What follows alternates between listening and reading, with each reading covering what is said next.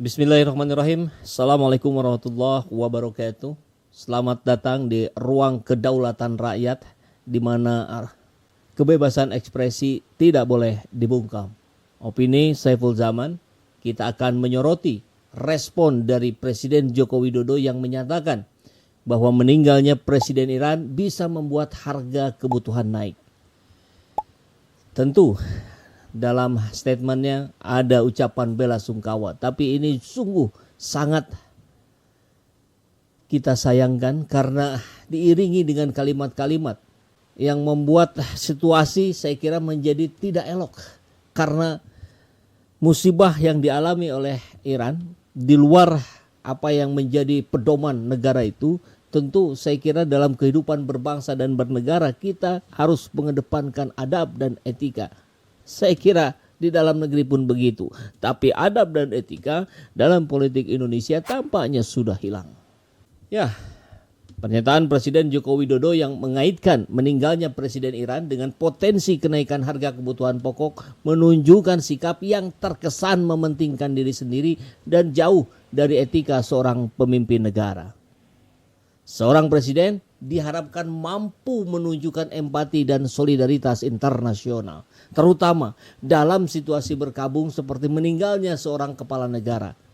Iran, sebagai negara yang sedang berduka, pantas mendapatkan ungkapan bela sungkawa dan penghormatan, bukan malah menjadi objek spekulasi ekonomi yang bernuansa negatif.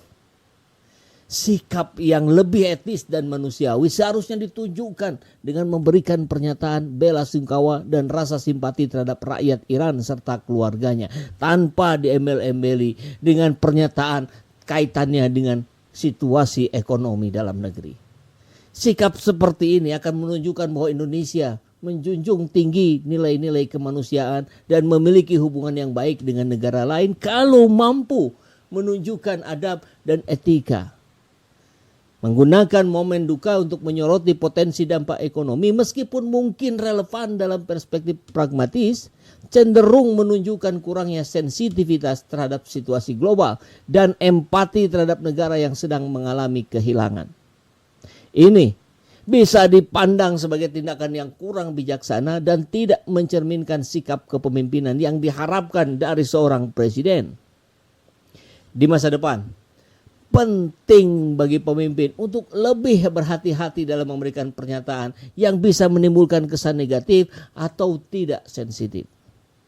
Sikap yang lebih manusiawi dan bijaksana akan memperkuat hubungan diplomatik dan menunjukkan bahwa pemimpin itu memahami dan menghormati nilai-nilai kemanusiaan serta etika dalam berpolitik, terutama dalam kancah internasional.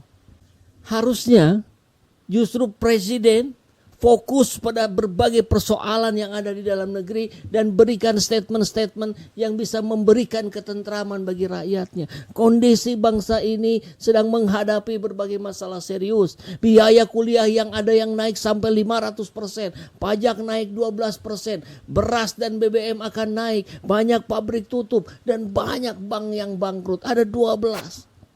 Kita tentu tahu bersama, biaya kuliah yang naik drastis membuat banyak orang sulit melanjutkan pendidikan. Katanya itu urusan tersier ya. Ini jelas bisa menimbulkan kesenjangan sosial. Pemerintah perlu memberikan subsidi dan beasiswa yang jauh lebih besar lagi. Harusnya seluruhnya. Kenaikan PPN yang menjadi 12% memang bisa meningkatkan pendapatan negara, tapi juga memberatkan masyarakat. Harga barang dan jasa akan naik, mengurangi daya beli masyarakat.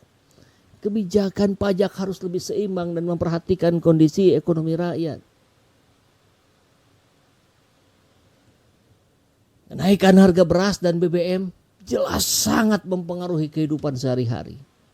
Beras adalah makanan pokok, BBM mempengaruhi biaya transportasi dan produksi.